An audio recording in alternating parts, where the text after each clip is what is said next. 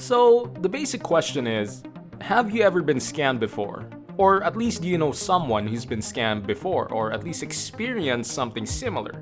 You see, scammers usually send out fake emails of any kind of notification just to get your attention. This can be calls, this can be text messages, once again, just to grab your attention, which is crucial for their master plan. They can get really creative on how they do this, and you will just be left wondering if the scam was properly executed, on why you listened, and how your money just went capiche, goodbye, bella ciao. But these kinds of things do not easily happen because there are talented people on the internet as well. There are good guys and bad guys. So here you go. Here is the story of how these 7 people can shut down the internet worldwide.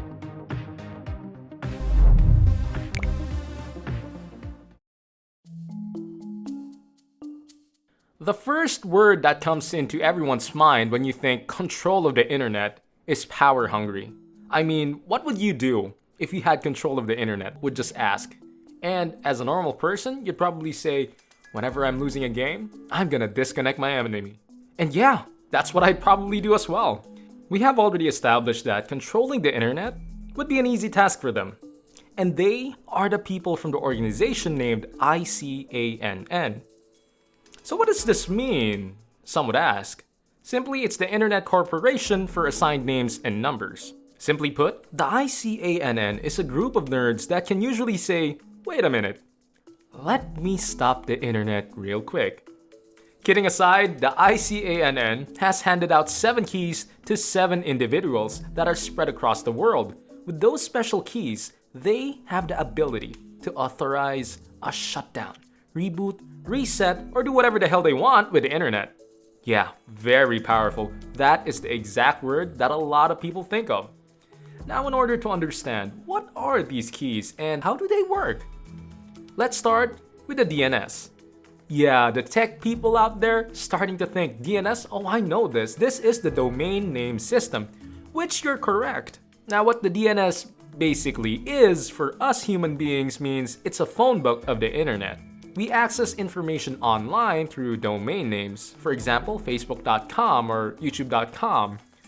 Now, on the other hand, each device, your phone, your computer, your laptop, makes up the internet.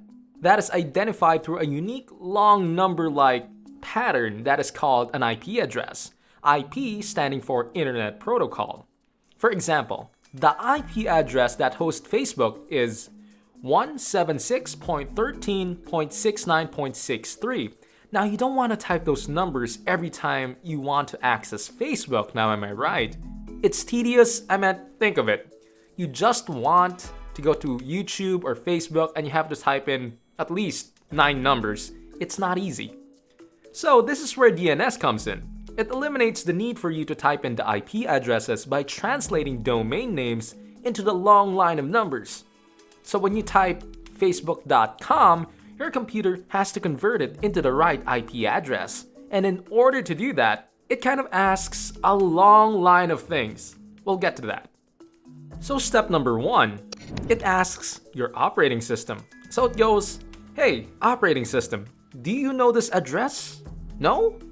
Okay. The OS now goes asking the next level, which is the recursive name server, RNS in short. Now, the RNS may or may not know what it is, but if the RNS doesn't know, it will now go to one of the 13 root servers in the world, sending the question up to top-level management, or as it's formally known, top-level domain server. In this case, this is the one that runs all the .coms, which sends you to the right server or the correct IP address. Now, after that, it will be like, oh, for Facebook, it's 176.13.69.63, and thus finishing the translation process. Now, I know that this was a lot to take into our brains, most of all for the non-techies out there, but I hope you understand what DNS does, and I promise you, we are getting to the special 7 keys. But before that, a very important thing that is included in the translation process is the inclusion of an administrator for the whole system. Basically, an administrator's job is to make sure that no one can hand the IP address incorrectly. and most importantly, to keep all of it secure and free of mistakes, for the hackers and scammers not to use it to their bad deeds. I mean, just think of it. You want to go to facebook.com, but instead it asks for your credit card and you actually do it. Yeah, not something we want. So ICANN's administrator is a system called DNS SEC. The system works by something called asymmetrical encryption that involves a private key and a public key, which are a long set of numbers that are linked mathematically. Aha! Now we are on the keys. The public key is a number that everyone can know. As the name suggests, it's public.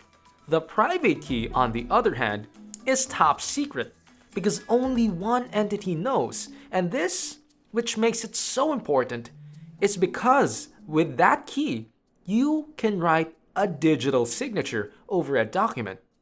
This ensures that the information where it came from was legit and accurate and not some 13-year-old kid that wants to see your photos. In this way, ICANN authenticates DNS. Did everyone get it? Nani? No? Okay, let's go for an example. Let's say that there's information that says facebook.com, which is 176.13.69.63. So your computer will use Facebook's public access to look at the signature. And since 176.13.69.63 is signed by Facebook using their private key, your computer will be all like, looks legit, must be legit, and thus confirming that the information is accurate and secure. But if we are going to look at that setup, how are we going to know that Facebook's public key is even legit? Like they say, Facebook is just made by Illuminati, nothing's real. Nah, I'm just kidding.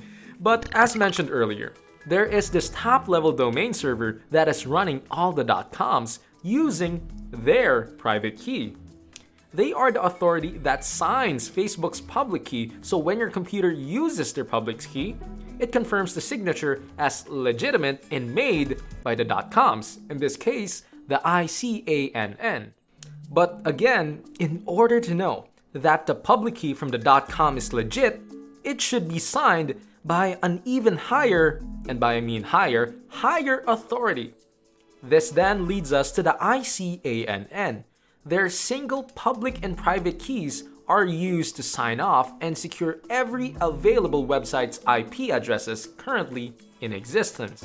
Now, as I mentioned earlier, the private key that secures the DNS consists of a whole lot of numbers. These numbers are stored on what we call hardware secure modules, HSMs, which are basically just hard drives inside a physical box made to probably, withstand the end of the earth.